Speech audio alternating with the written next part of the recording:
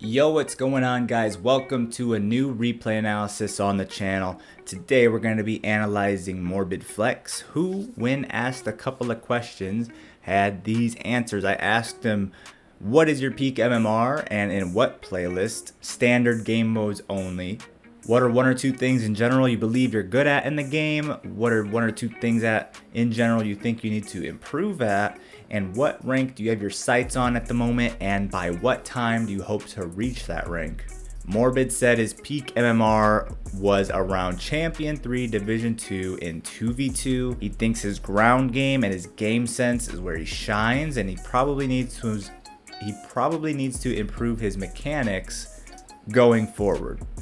He's shooting for GC. He didn't say when he wanted to reach GC by, but that's okay. He's currently Champion 1 Div 4 in 3v3. He's peaked in 3v3 at Champion 2 Div 1 or 2.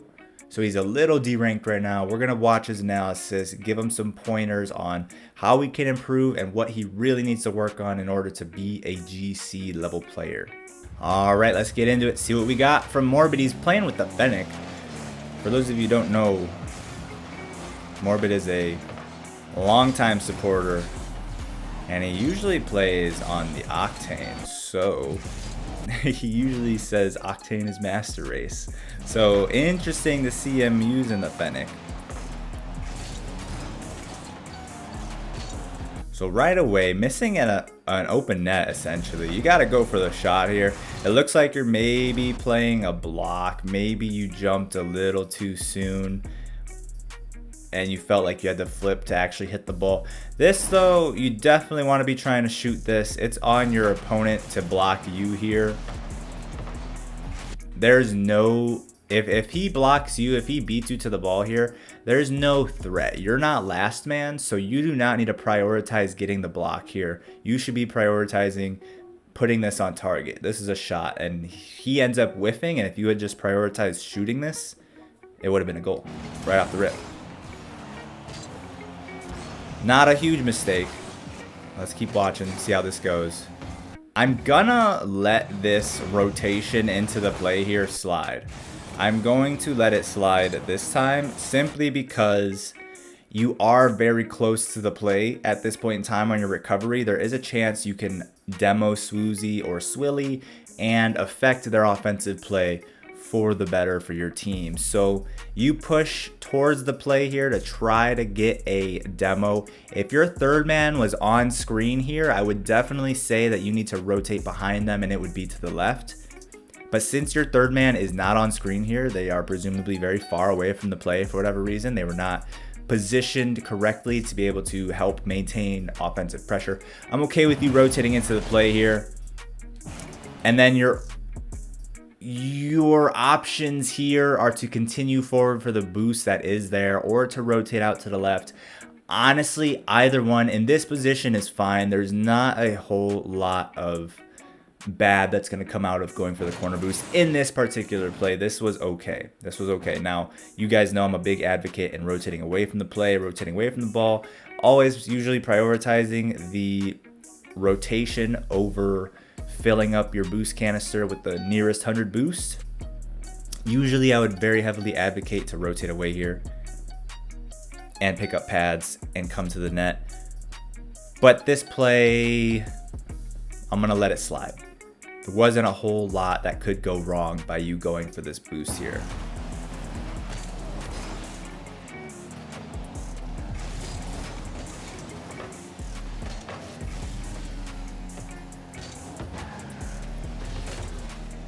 Okay, so here you know that Tango is behind you. Honestly, both your teammates look like they're behind you at this point in time.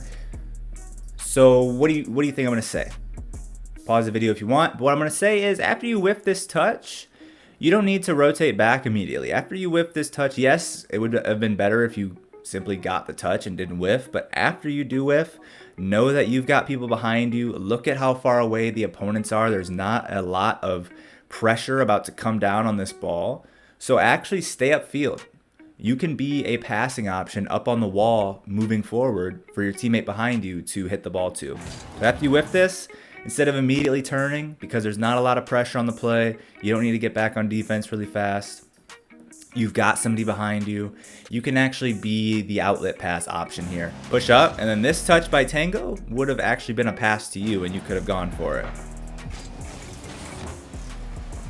So if you've got somebody behind you when you make a mistake, when you whiff a ball going upfield, if you've got somebody behind you, a lot of the time you can not immediately rotate back and see if you can be a passing option upfield before instantly turning back for defense.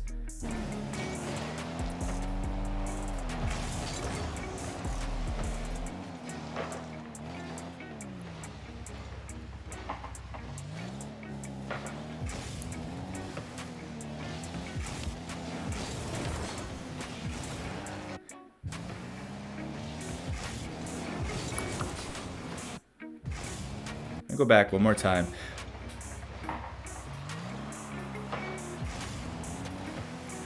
Honestly, again, your champion 2-ish range, champion 3 and 2v2, trying to reach GC. By GC level, it's kind of about like everything, not everything, but a lot of things are maximized for proficiency, efficiency, whatever word I should be using. And what I mean by that is you could actually flip forward moving towards this ball and get there ever so slightly quicker, right? Here, you flip towards this ball. It's uncontested. If you get here first, you have a play on the ball, which you do still get here first, but a flip, after your flip, you pretty much land right at the ball, and you can get your first touch pretty much instantly after the flip.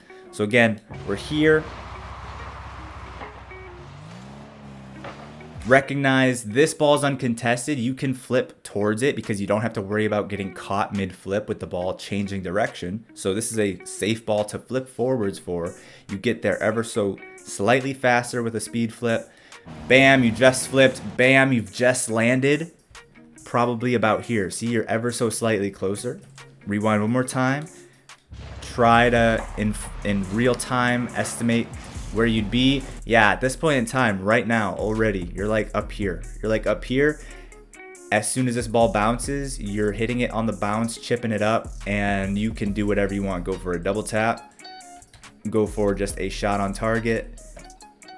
After that chip up, you stay on the ground behind the ball, maybe wait for the first person to challenge, then hit it past them.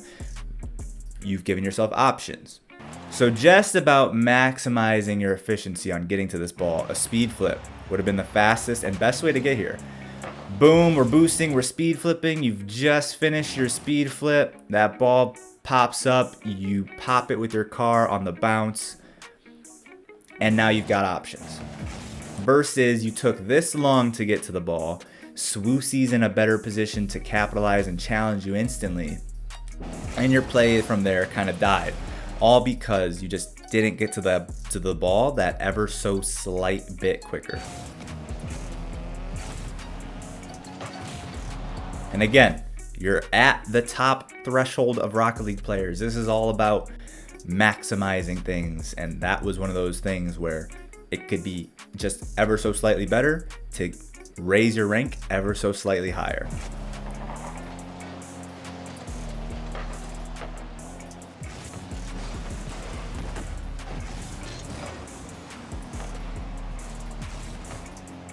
Good rotations.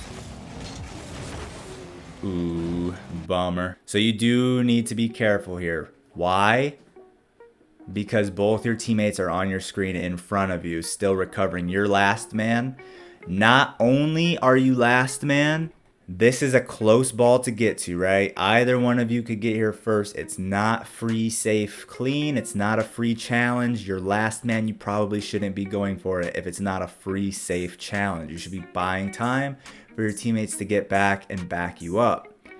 Not only that, but they also have a player who landed upfield, so Swilly doesn't even have to put this on target. Any touch past you is a touch that this player can go and finish off himself. So 2 reasons why you shouldn't go for this. Not only is it not free, safe, clean, and you have both your teammates upfield still recovering, but he doesn't even have to beat you cleanly. He doesn't have to put this on target with his first touch.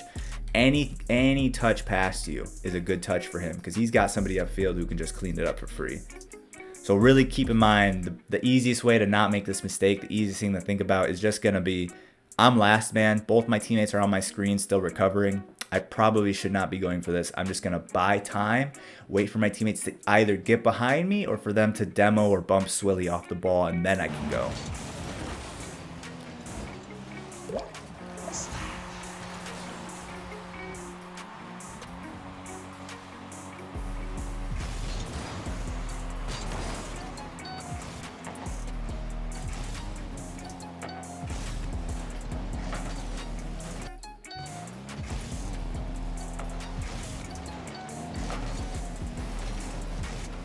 No, I'm okay.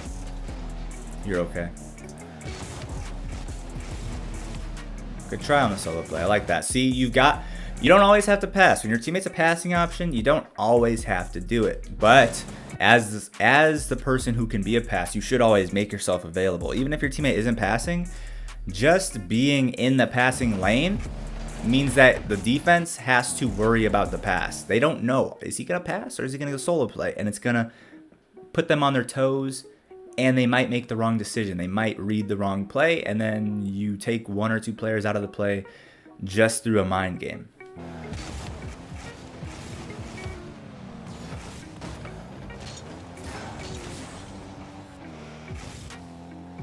Are you lagging this game, by the way? Your car is making some weird movements sometimes. It looks like you're lagging. I think the server might have been a little laggy.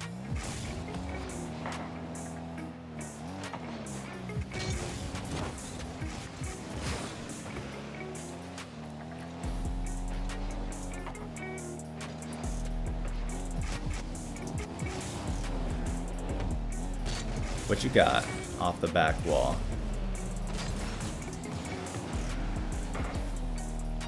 Definitely, as you said, mechanics. Mechanics are definitely something you can work on because this could be a lot better here. This could be a lot better here.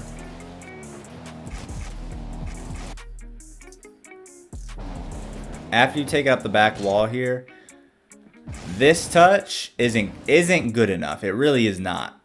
Swoozy's right there to be able to slam this on your net.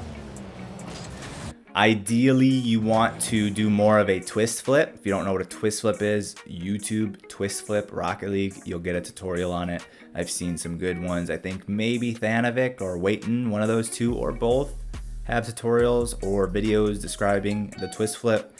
Very fundamental mechanic at high level Rocket League, but a twist flip here into this ball will allow you to stay with the ball and either just clear it further or get a 50-50 on the end of the touch. But yeah, that touch just wasn't good enough. You separated yourself from the ball and you didn't get it far enough to where Swoozy wasn't just there for it. So like you said, mechanics, you do need to keep improving mechanics if you want to keep ranking up.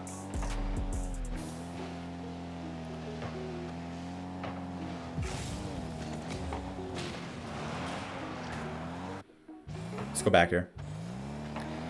Okay, teammates are pushing the ball, kind of double committing. Not kind of, definitely double committing. So you're playing third man patient. I like that. This is good. Yeah, nothing wrong here.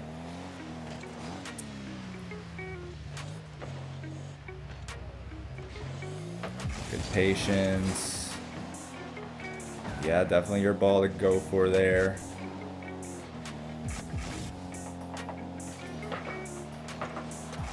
Good try by your teammates. You should be getting to this ball first. Again, game speed, game speed, game speed, game speed, game speed. This should be your ball first all day.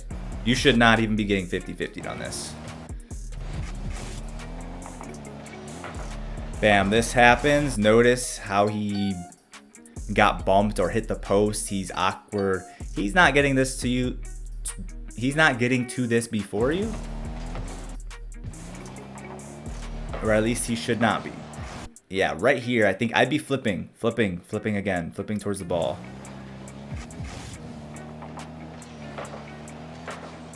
Bam, right flip, right diagonal flip.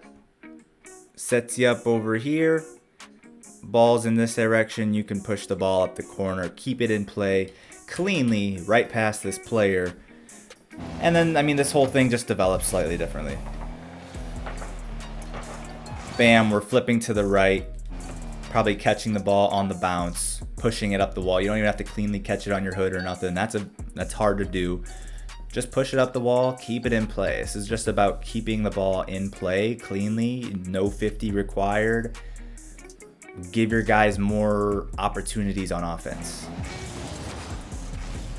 And it just comes down to, again, like earlier, utilizing a flip when you're not going to get punished for it, right? So many people talk about people over flipping. You see so many tutorials on Rocket League of people over flipping and flipping at the wrong time and at bad times.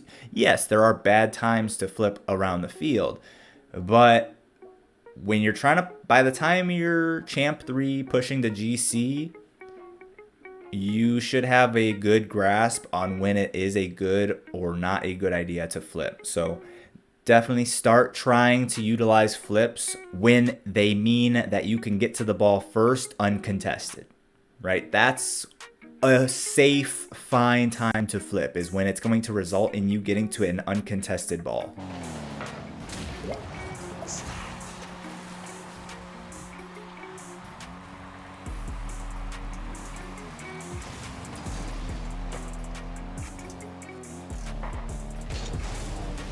Yep, defend the double tap. Just comes down to not quite getting the touch. I mean, right idea. Defend the double tap. Boom. You just miss. And it leaves the ball in a shootable position. Unfortunate, but preventable.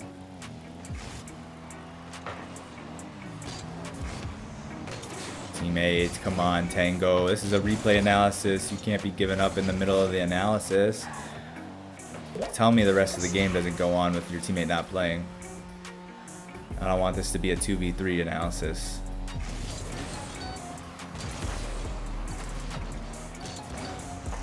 Okay, he's playing again.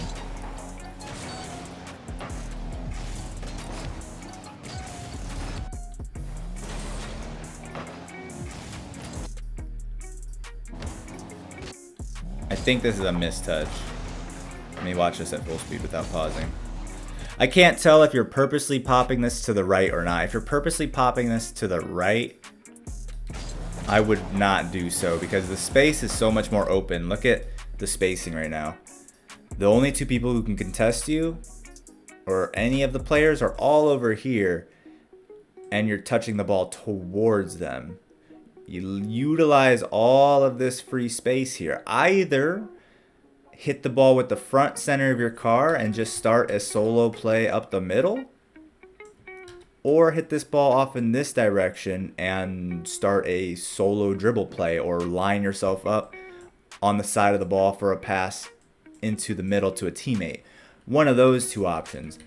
Now this player is rotating out in this direction, so if you start your play in this direction, he may interfere with you. So I think in this play, the best thing you could have done would have been, and you've got 100 boost, which is great. If you just pop this straight up the middle and go for the solo play, I think that's the best play here. Unfortunately, you get off to the right or to the left of the ball and you hit it to the right. Straight back into where all the opponents are. Ooh, is that a goal? That was really great. Nice. Great shot.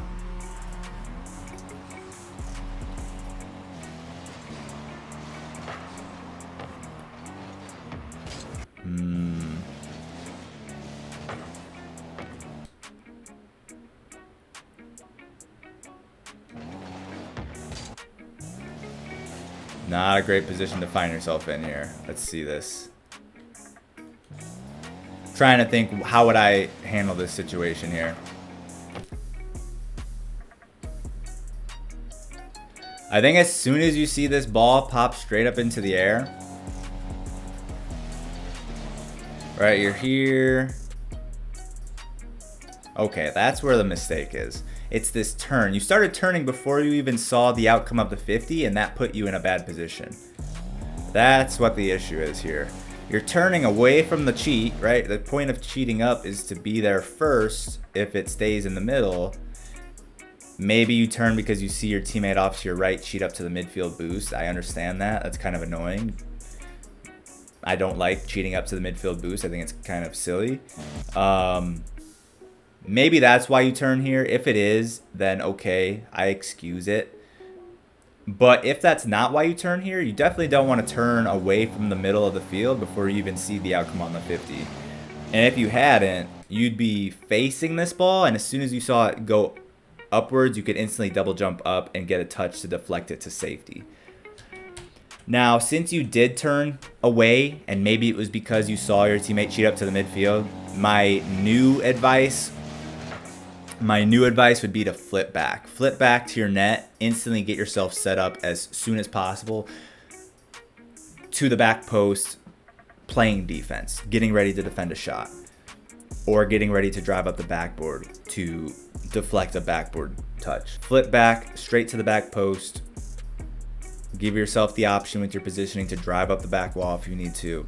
But you don't want to sit underneath the ball like this. Very awkward camera angle to deal with.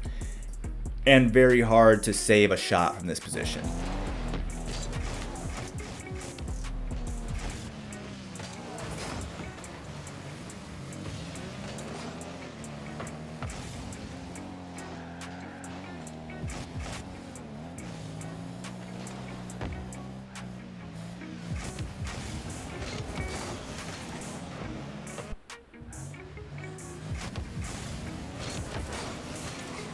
Gotta be careful on the 50. No, I understand the game's looking all but over. You might be a little deflated at this point in time. But this touch, first of all, sends the ball straight in front of your net, hitting it right off to the wrong side of the ball, right? You're pushing it towards your net, and then you're also not getting between the ball and your net for your 50-50, right? You should be taking the 50-50 on this side of the ball. Pretty fortunate that you were on this side of the ball. He challenged from this side and the ball didn't get shot into your net, right? So just didn't play the angles there too hot. Now again, you might be a bit deflated, but to be fair, I've thrown plenty of 3-goal leads with a minute and a half left, so this is still winnable. All right, I have thrown plenty of 3-goal leads with a minute and a half left, so don't get too discouraged yet.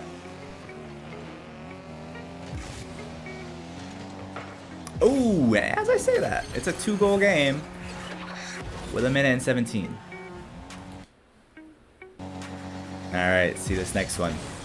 See if you can bring it back. See if you can bring it back.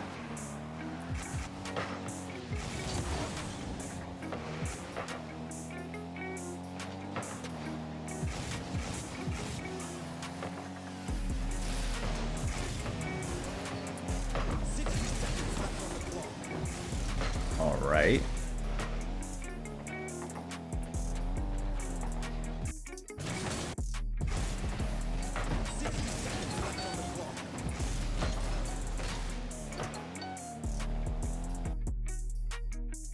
Not a huge fan of going for this corner boost that isn't even there, you know what I mean? You have the opportunity to see this out of the corner of your eye right here. I mean, you can see whether that boost was up or not. And that boost not being up, I would just play pads, right?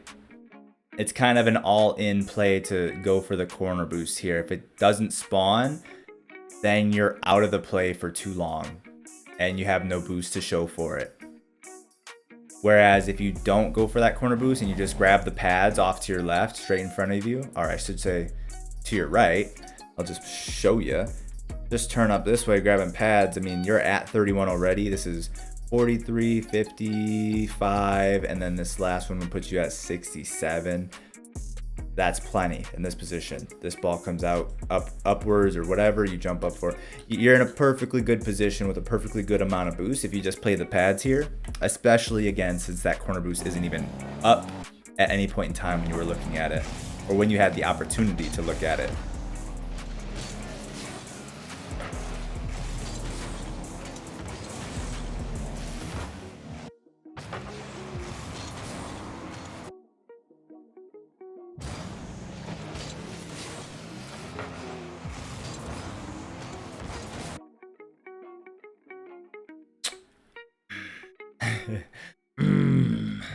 Now this is more of a play where I want to see you rotate away from the ball. Right, I do want to see you rotate out this way because you're not going to defend the ball moving in this direction from underneath it here, right? It's like on top of you. Not only is it on top of you by rotating in this direction, but there is an attacker who can push up to the wall and instantly get a shot on target. And if you're off in this area, you're not covering this entire distance to save the ball. Whereas if you push out in this direction, the ball moves in this direction, and whether it connects with a teammate or an opponent or not, or the shot, you're facing the play and you can defend anything that occurs, right? You just turn and defend anything that occurs. So here, rotating away from the play definitely makes fundamentally more sense. Now, you could have rotated away from the play the first time and arguably everything would have gone well as well, which is why I always say in 3v3 especially, I think rotating away from the play fundamentally, just keep that in mind and try to do that every time. There's very few opportunities or very few times that rotating into the play is good in 3v3. It's just going to be in your best interest to rotate away from the play every single time in 3v3. Now, if this were 2v2, it's a bit different. And 2v2, there's a lot more plays that you can rotate into the play, and it's fine. In 3v3, though, 90% of the time, it's better to just rotate away from the play. So just to keep things simple for you and for everybody in 3v3, unless you're Supersonic Legend, even probably if you're Supersonic Legend, just rotate away from the play. You have to be so good and so experienced to understand when it will be okay to rotate into the play that 99.9% of people, literally not the top 0.1% of players, should just rotate away.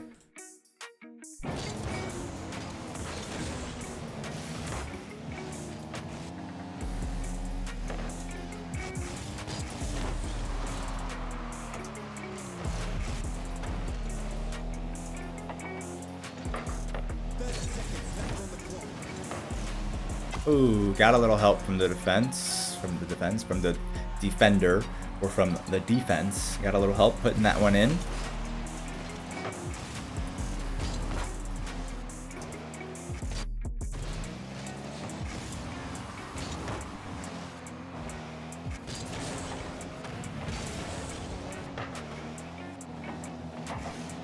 Pass. Nice.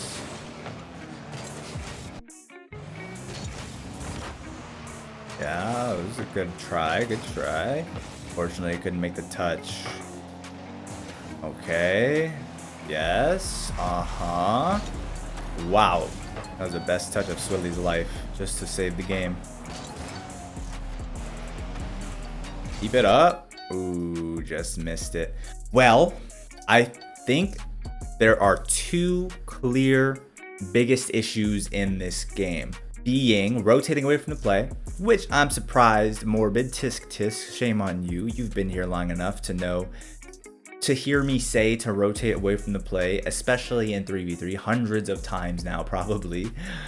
Yeah, if it was 2v2, I've recently started, I hadn't played 2v2 for a while, but I've recently been playing a lot more 2v2, and I will say there are a lot of times where rotating into the play is okay in 2v2, but in 3v3, almost never a good play to rotate under the ball, to rotate at the play just to secure a 100 boost canister. You can almost always just rotate away, grab pads on your rotation, and have plenty of boost and better positioning to deal with anything that happens. And then you're not cutting off your teammates, getting in the way, and, you know, ruining the flow of the game for your team.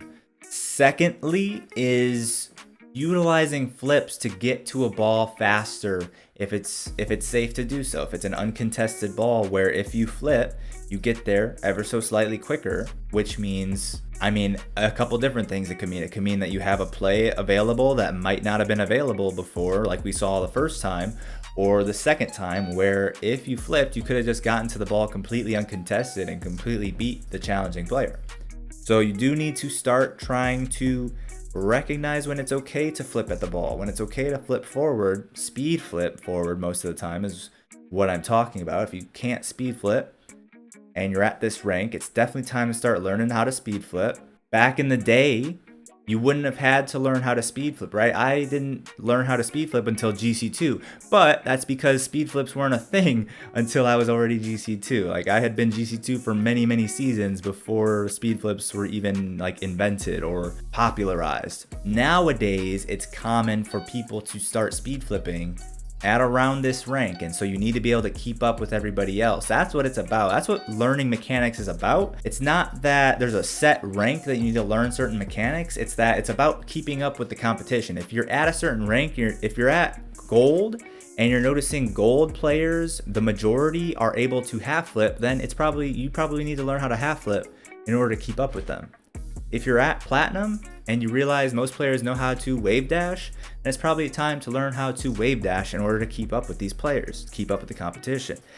If it is champion and you notice most players are able to flip reset, it's probably time to start practicing your flip resets. If you're at champ 2, champ 3, and you notice a lot of players are able to speed flip, then you probably want to start incorporating that into your game as well to be able to keep up. And that timeline, those skill sets are going to change over time as people start getting better quicker, sooner. You know, how early you need to start learning mechanics might change. Now, there's a difference between learning a mechanic or practicing a mechanic and going for a mechanic that you don't actually have any place going for, right? If your flip resets are terrible, then you probably shouldn't be using them in a game. If you can't half flip, then you probably shouldn't be trying to do it in game. You get what I'm saying? By this rank, I think the majority, at least half of the players you're playing against probably know how to speed flip. So you need to as well if you don't already. And there was 2 times specifically in this game where a speed flip stood out to me as being the clear thing that you should have done that would have gotten you to the ball at a better time. It would have improved the timing of your arrival to the ball and made a better play. Hope that all makes sense. I hope you guys learned something from the video. Kind of rambled at the end there explaining all that. Sorry about that. But if you learned something, do me a huge favor. First of all, I appreciate you getting to the end of the video. That's amazing. Watch time and how long people watch the video is honestly, if you didn't know, like the #1 way you can support somebody. Watching their entire video does wonders for them in the algorithm. But secondly, leave a comment down below. That's another thing you can do to support me. Like and subscribe for more educational Rocket League content coming in the future. And I'll see you guys in the next video. Peace out.